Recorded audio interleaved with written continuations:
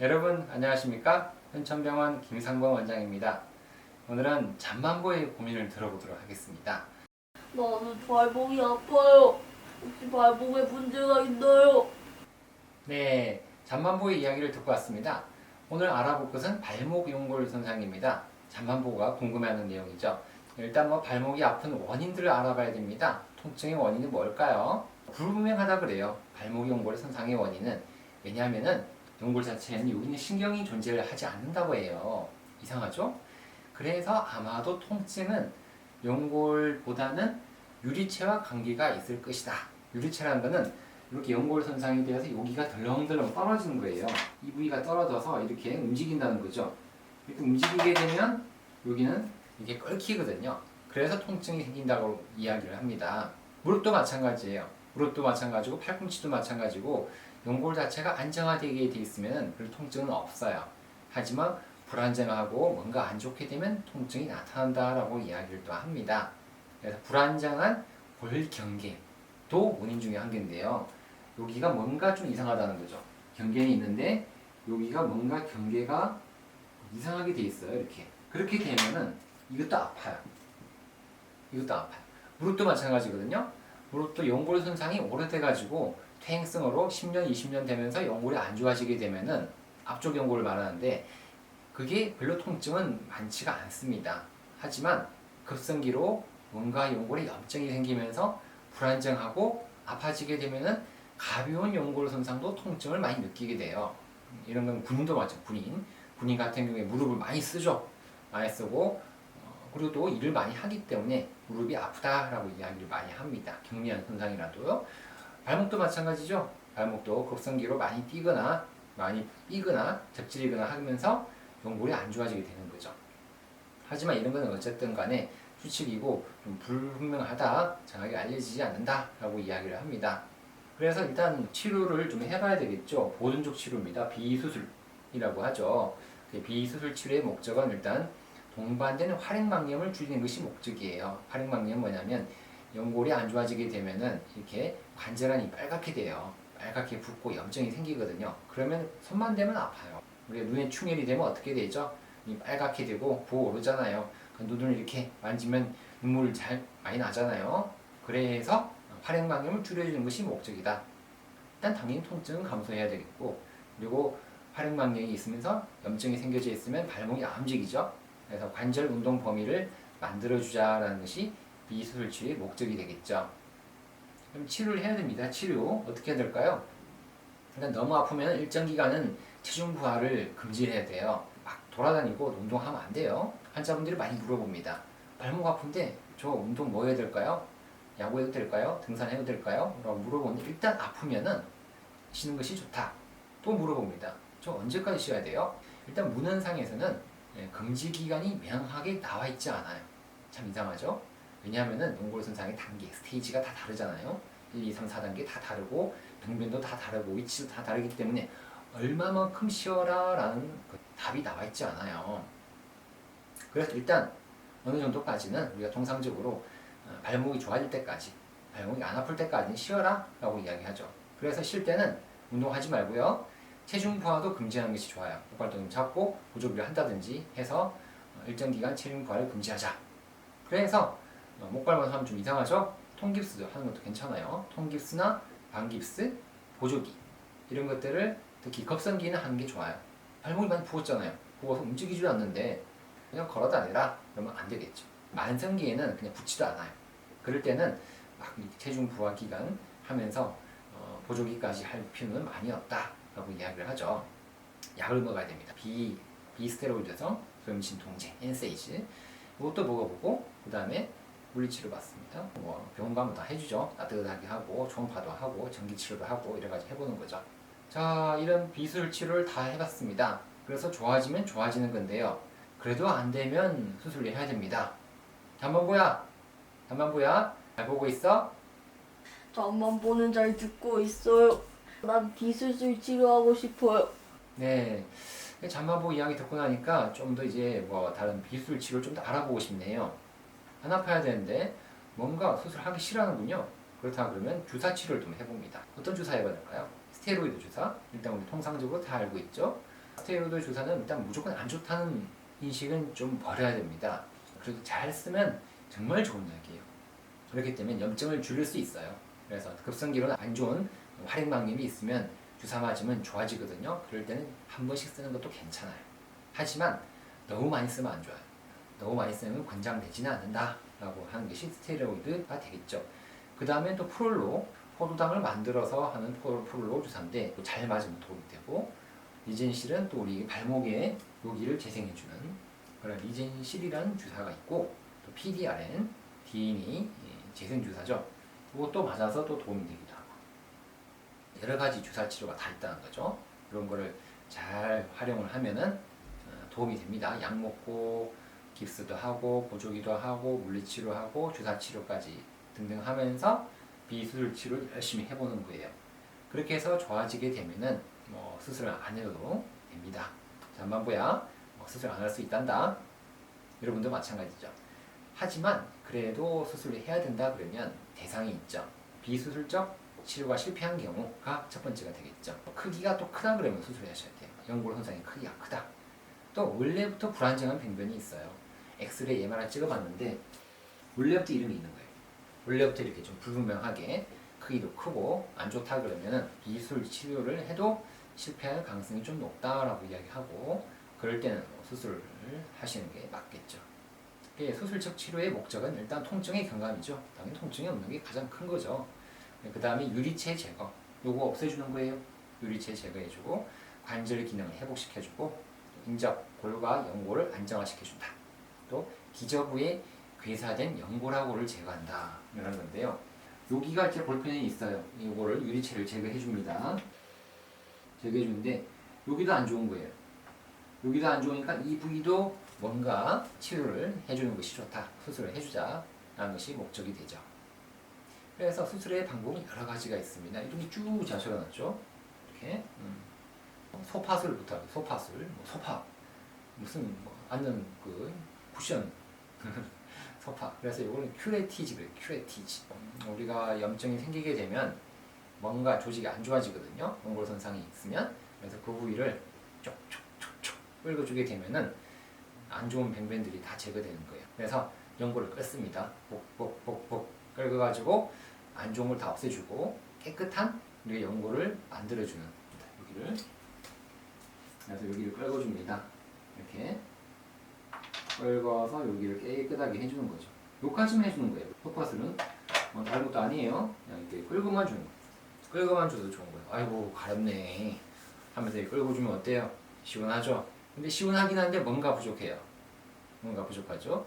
이런 것도 있어요. 그래서 변연절제술, 대부리망, 대부리망. 안 좋은 조직만 싹 제거해 주는 거예요. 그냥 뭐 끓는 것도 아니에요. 끓는 것도 아니고 어떤 거냐면 여기 뭐 이런 게 좀 있는 거예요.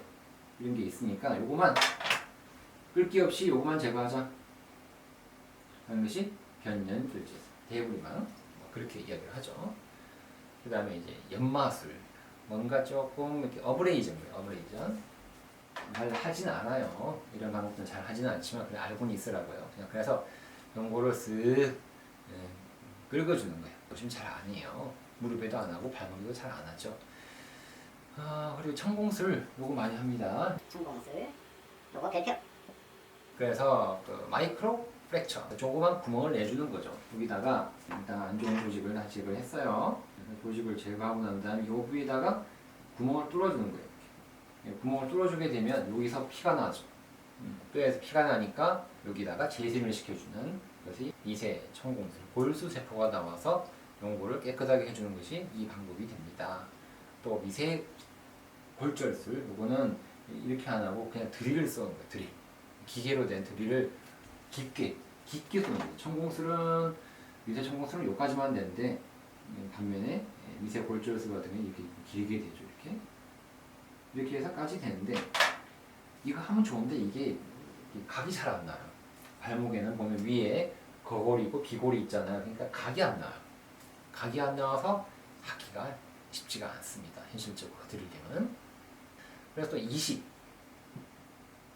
이식입니다. 그래서 이식은 뭐 여러 가지가 있는데요. 대상은 1차적인 고정 및 복구 불가능한 만성 병변에서 이 방법을 쓰기도 한다는 거죠. 그래서 왜냐하면 오래돼가지고 안 좋으니까 이걸 하자. 방법 안 되니까 이것도 안 되고 저것도 안 되니까 이걸 해야 되겠다. 그래서 수술 방법은 다 달라요. 수술 방법 병원마다 또 선생님들마다 이식의 방법은 다 다르겠습니다. 나이, 뭐 benben의 크기, 술자의 선호도, 그리고 테크닉에 따라서 다 다르겠죠. 스포츠의 활동도 이런 것까지. 이식은 또 자가골 이식이 있습니다. 본인의 뭐 엉덩이뼈를 떼서 넣어주는 방법. 그리고 또 동종 골룡골 이식. 다른 사람이 만들어둔 연골 조직을 그냥 이식해주는 거죠. 세 번째는 자가연골 이식. 요건 좀 많이 씁니다. 자가연골 이식은 오치라, 오치.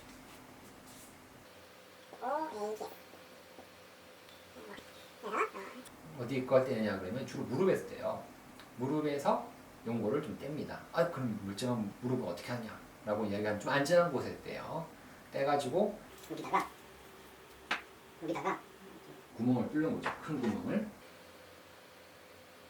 이렇게 큰 구멍을 뚫어가지고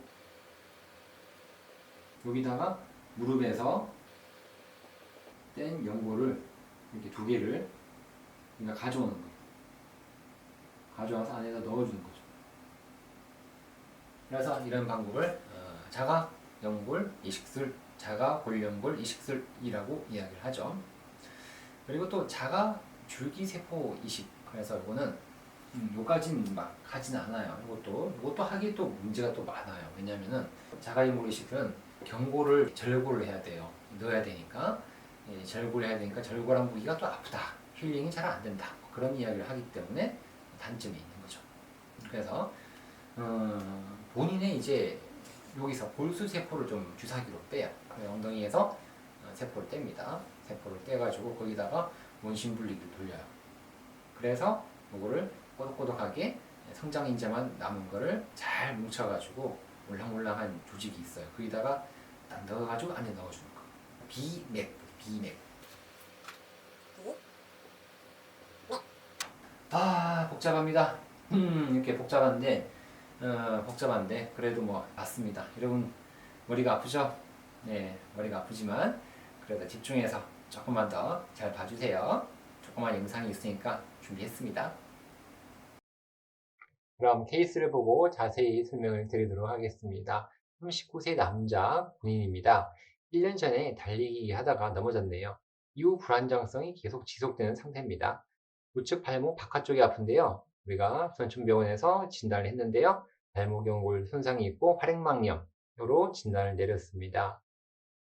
그래서 수술보다는 먼저 비수술적 치료를 해봤죠. 휴식을 취하고요. 그럼 진통제 약을 먹고 물리치료 해봤습니다.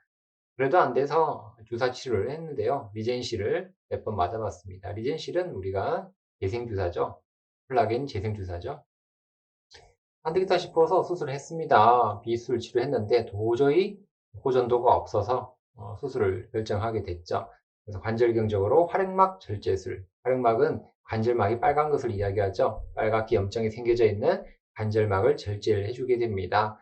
그리고 이식이라고 여러 가지 수술법 이야기했잖아요. 그 중에서도 자가줄기세포 이식, 골수세포를 뽑아서 하는 이 수술을 했습니다. 그래서 비맥이라 했죠. 비맥. B는 본, 뼈주고, M은 메로우, 골수, A는 아스피레이트, 뽑아내는 거, 찬자, G는 컨센트레이트, 농축시킨 거죠. 그래서 비맥이라고 부릅니다. 엑스레이 보죠? 엑스레이 보면 이게 잘 안 보일 수가 있어요. 잘 보니까 여기, 바깥쪽에 보니까 약간 이렇게 보이죠? 이렇게 보이는 이게 우리 연골 손상이에요. 바깥쪽에 있죠? 여기에 살짝이 뭔가 좀 불안하게 보이죠? 네, 이렇게 바깥쪽에 있는 부분은 생각보다 불안정한 면이 많습니다. MRI 보니까 이 보이죠? 여기 이렇게 동그랗게 연골 손상이 있고 요 위에는 여기 뭔가 이렇게 깨져 있죠. 불안정하게. 그래서 이런 발목이 아파요. 안정적으로 이렇게 들어가 있는 이 부분은 별로 덜 아픈데 이 부분은 좀 아파요. 아프고 여기도 보면 옆에서 보면 뭔가 여기가 덜렁덜렁거리는 그런 불안정한 면이 보이고 있죠. 그래서 우리가 활액막 결제술을 합니다. 그리고 소파술을 한다고 했죠. 소파. 긁어주는 거. 큐레티지라 그랬죠. 그래서 요거, 이렇게 활액막, 또 덜렁덜렁 하는 걸 제거해 줍니다. 이것을 활액막 절제술고요. 오른쪽은 이제 뭐 안 좋은 요거, 덜렁덜렁거리는 연골 부분을 소파술, 큐레티지 해주게 됩니다. 깨끗한 소파술을 했습니다. 깨끗하게 다 긁어줬죠. 깨끗하게 다 긁어주는 소파술. 그리고 또 여기 경골도 이렇게 볼록하게 튀어나와 있네요. 이 그동안에 관절염이 좀 생겼다 그러죠. 그래서 툭 튀어나와 있는 골극, 경골에 생긴 골극 절제술까지 이왕 들어간 김에 여러 가지 다 같이 한 거죠. 줄기세포입니다. 골수세포에서 뽑은 피를 원심분리기 돌려서 같이 넣어주는 거죠. 그래서 연골 손상된 부위에 이렇게 넣어주게 되면 이게 줄기세포 수술까지가 깨끗하게 잘 됐죠. 그리고 수술하고 MRI 보니까 여기가 이제 불안정한 면이 좀 없어졌죠. 깨끗하게 보이네요. 이 부분은 좀 더 시간이 지나야 좀 좋아지겠습니다. 이 부분은 옆에서 보더라도 여기 뭔가 덮여져 있는 게 보이죠? 여기도 줄기세포가 올라타 있죠. 이렇게 부위에 여기도 줄기세포가 뭔가 탁 올라와 있죠. 이 부분이 시간이 지나면 이렇게 힐링이 되겠죠. 힐링이 되면서 더 예쁘게 연골 재생 수술이 되는 거죠. 목발도 하고 보조기도 하고 깁스, 통깁스 등등을 잘 해서 연골이 좋아질 때까지 시간을 좀 가지고 충분히 기다려야 되겠습니다. 자, 영상 보고 나니까 많은 이해가 되셨습니까? 잠만보야, 이야기해봐. 많이 이해가 됐어? 잠만보는 잘 들었어요. 아, 잠만보가 다행히 이해가 좀 됐다고 하네요. 정말 다행입니다. 네, 잠만보야, 발목이 아플 것 같은데 너 수술하고 싶어? 수술 안 하고 싶어? 뭐라고? 잠만보는 수술 안 하고 싶어요. 아, 뭐 수술 안 하고 싶다네요. 그래도 장가 안 되면 수술해야 될 것 같으면 수술 잘 하자꾸나. 알았지? 네, 알았어요. 예, 오늘은 준비한 영상 여기까지입니다. 영상이 마음에 드셨다 그러면 좋아요 그리고 구독은 꼭 누르시면 감사하겠습니다. 오늘도 건강한 하루 되십시오. 안녕히 계십시오.